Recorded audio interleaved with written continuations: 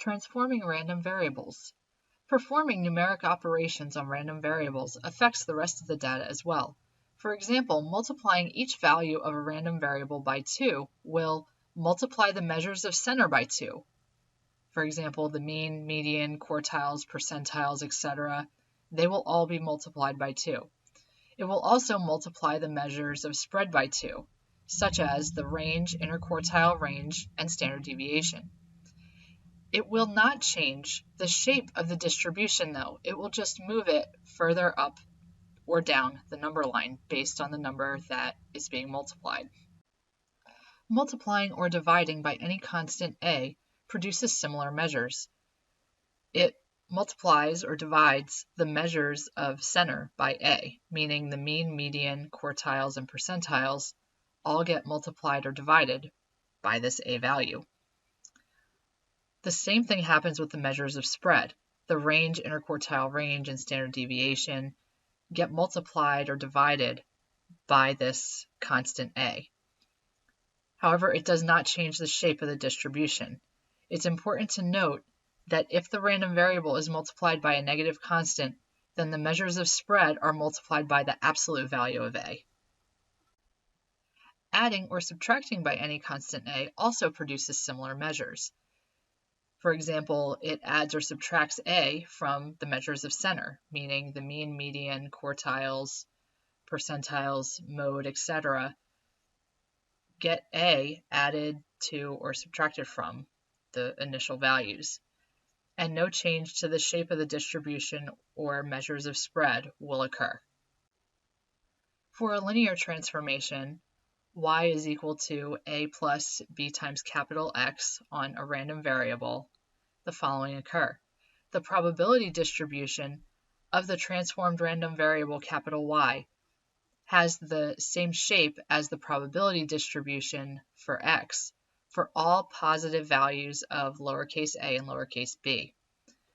The mean of capital Y is mu sub capital Y, which is equal to lowercase a plus b times mu with capital X in subscript. The standard deviation of Y is lowercase sigma with capital Y in subscript, and it's equal to the absolute value of b times lowercase sigma with capital X in subscript. So far, we have only worked with one random variable at a time. More statistics problems require us to combine two or more random variables. It's important to note that two random variables are independent if knowing information about one of them does not change the probability distribution of the other. For example, a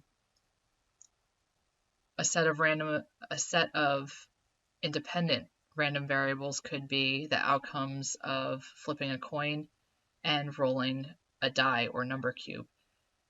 Flipping a coin has no impact on rolling a die or a number cube.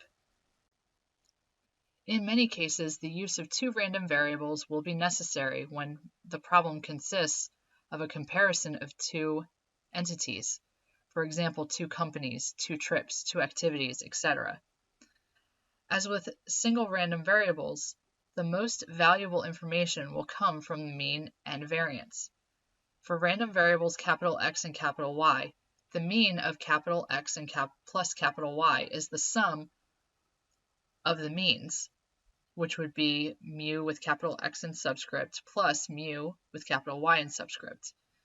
And the variance is lowercase sigma with capital X in subscript squared plus lowercase sigma with capital Y in subscript squared. Likewise, for the linear combination of a times capital X plus b times capital Y, the mean is a times mu with capital X in subscript plus b times mu with capital Y in subscript. And the variance is equal to a squared times lowercase sigma with capital X in subscript squared plus b squared times lowercase sigma with capital Y in subscript squared.